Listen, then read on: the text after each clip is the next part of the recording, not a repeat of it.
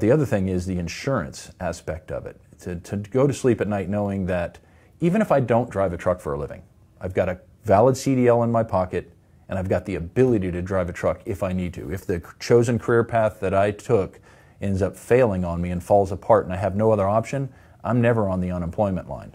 The next day, if this place burned down on me tomorrow, I'd be driving a truck tomorrow. That's how fast and easy it is to get great paying jobs. So somebody at our newsroom was saying that he was having a conversation with his nephew and said CDL is as valuable, if not more valuable than a degree, like a bachelor's degree or whatnot. In some cases it can be, depending on what your bachelor's degree is in. Obviously, if you're going to become an engineer, if you're going to become a doctor, and these are valuable skills out there with a high demand, of course, a bachelor's or a master's degree is important in those fields.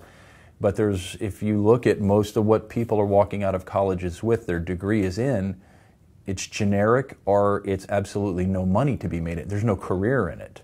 So a valid commercial driver's license to drive a Class A CDL truck it's always in demand. It's always needed. So I get people, they might say, I'm not really sure I want to drive a truck for a living. I get it. It's not for everybody. It is hard work. People ask me, well, how does it pay so much? I don't get it. 4 weeks of training and you make that kind of money? Because it's hard work. Nobody gives anything for free in this world. You work hard, you make good money because they need to fill those seats. Everything we use and consume in this country at one point or another has been on a truck. It has to be. At one point it may have been on a plane too. It may have been on a boat. It may have been on a train. But those don't pull up behind Walmarts. Those don't pull up at grocery stores. Trucks do. So everything eventually gets on a truck and somebody has to drive it. So those jobs are always there. I mean, it's great insurance to have.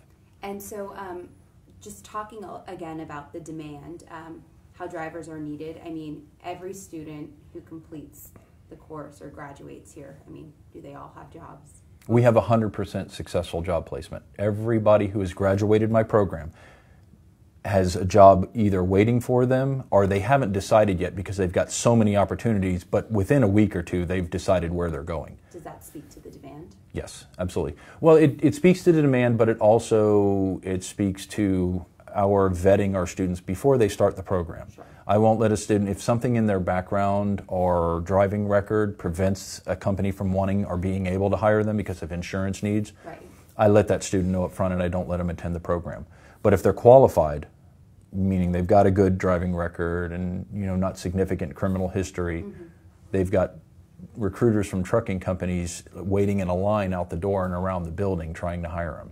So just play with me for a second, theoretically, numbers. How many students do you guys have graduate, but versus how many would be ideal for these companies? How many students a week or a day? I don't know how often students graduate here. We graduate students every week. Okay. So we start a new class every week, and students they're in different phases of training, right, but we graduate a new student every week. Okay. So a new class of students every week. We graduate on average of about 400 students a year out of this program, and every one of them has jobs waiting for them. And that's not even anywhere near filling the demand. We have trucking companies that we work with, that we have training agreements with, that if they could, they would hire every one of those students and beg for more.